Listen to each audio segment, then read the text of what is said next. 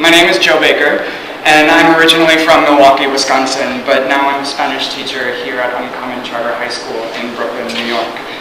And I am recording this in front of our entire student body because I want any student here or elsewhere to know one thing: it will get better.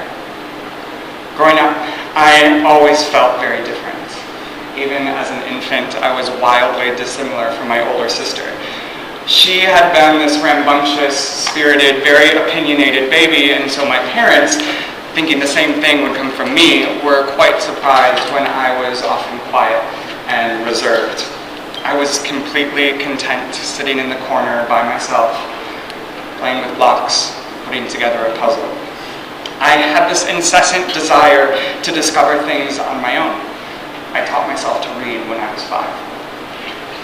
A few years later, I remember lying to my parents and telling them that I was going to baseball practice at the park when, in actuality, I was sitting underneath a tree somewhere reading a book.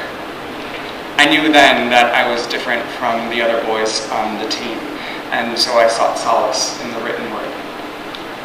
Don't get me wrong, I was a happy child, but I knew something was different about me, and I somehow internalized that this difference, whatever it was bad. So I remember making my list of friends I wanted to invite to my 6th grade birthday party, and I made a list for the boys and a list for the girls. And I was absolutely horrified when I finished, because the list of girls was longer than the list of boys. I wanted to invite more female friends than I wanted to invite male friends. That was completely unacceptable. Somehow, at the age of 11, I had internalized this idea that boys were supposed to be friends with boys and that girls were supposed to be the object of my desire. I was supposed to date girls. Of course, I awkwardly cried.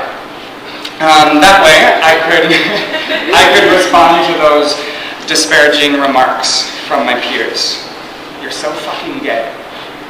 I remember a classmate saying to me in the 8th grade. "No, I'm not." I said, "I'm dating Lisa." It didn't work out with Lisa. Just like it didn't work out with Jenny, or Amber, or Kate, or Holly, or Jessica, or Jen.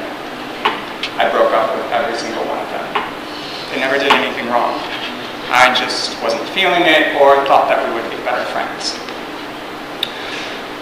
When I was in the 9th grade, I almost threw up in science class because a classmate turned to me and said, "You sound really gay." See, according to the messages that were being sent to me by my peers and by the media, there was nothing worse than being gay. You either died from AIDS or you were this socially ostracized drag queen with a drug addiction. I remember watching Ace Ventura, which was this wildly popular movie at the time, starring Jim Carrey.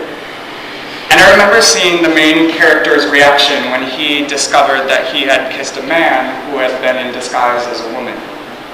He immediately went to the bathroom and forced himself to vomit.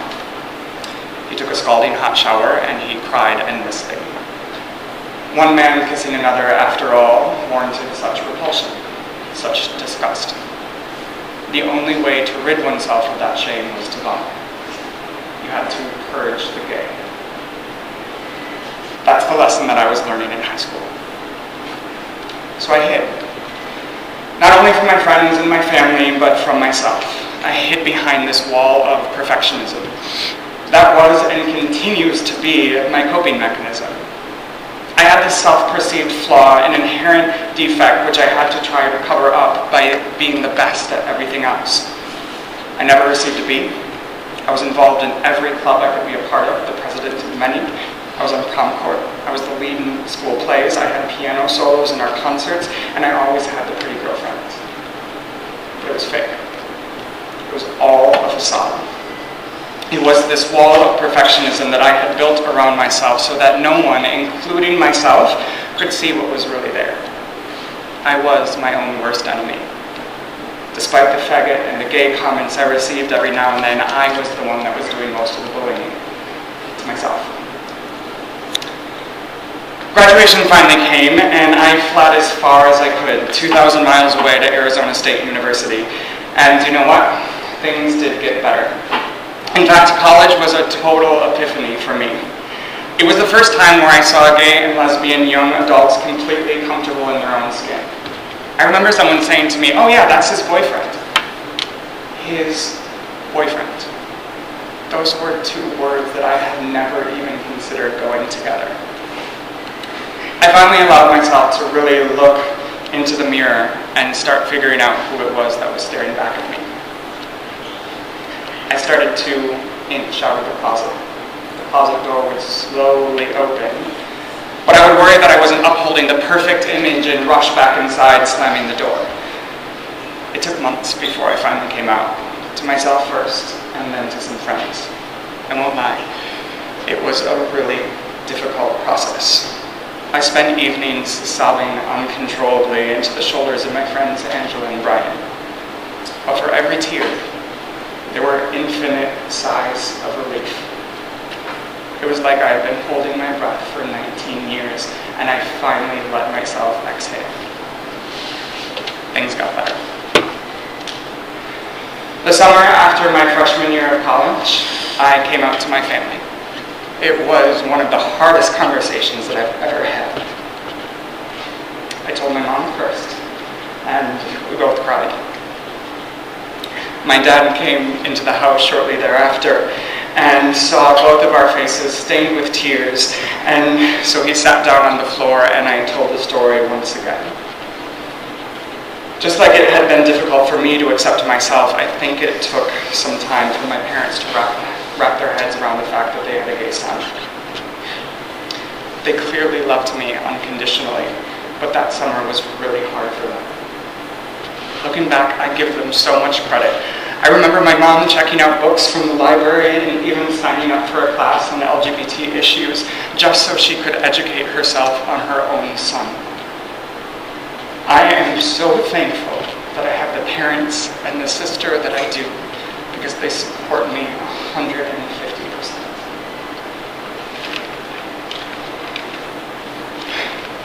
After coming out, I started to date and continue to do so. Yes, teachers go on dates. I've had two wonderful relationships in my life. While in Milwaukee, I was with Jason for almost 2 years, and here in Brooklyn, I was with Sam for longer than that.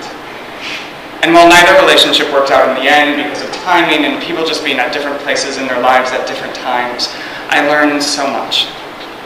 I learned that things can be good. Amazing, really. I learned that I can have a functional relationship with another man. And I learned that my family is as welcoming and warm-hearted towards my boyfriend as they were with Kurt, now my sister's husband. I learned that the American dream is a possibility for me. I will get married one day. I will have children. And while by no means do I have everything figured out, it has gotten so much better. And it will continue to do so. I wonder if some of you will sit in my classroom tomorrow or this afternoon and think, he's gay. That's the gay teacher. Well, you know what? I will be the exact same person tomorrow as I was yesterday. Nothing has changed except for the fact that I am speaking out to raise awareness. I think this is a necessary step because collectively, as a society, we have work to do. Until the day comes where sexual orientation no longer warrants offensive comments, we have work to do. Until the suicide rate of LGBT students is no longer 4 times higher than that of their heterosexual peers, we have work to do. And until the percentage of gay students being harassed at school falls from 90% to 0%, we have work to do. I think that's part of the reason that I'm here. Yes, I'm a Spanish teacher. Yes, I'm invested in the charter school movement. Yes, I adore the individuals that I am lucky enough to call my coworkers. And yes, I adore all of you. But really, I'm here because I know that education is by far the most powerful tool in overcoming any inequality. That sense of discovery that I embodied at the age of 5 is the same one that I try to infuse into every second of every lesson that I'm teaching in the classroom and out. Because if we can educate ourselves and those around us, it will get better. It's the only way that it can. When we learn, when we discover, when we enlighten ourselves, we see the world through a different lens, a more compassionate lens, and a more humane lens. We see the way that other people walk, how they communicate, how they express thought, and yes, how they love. Trust me, it will get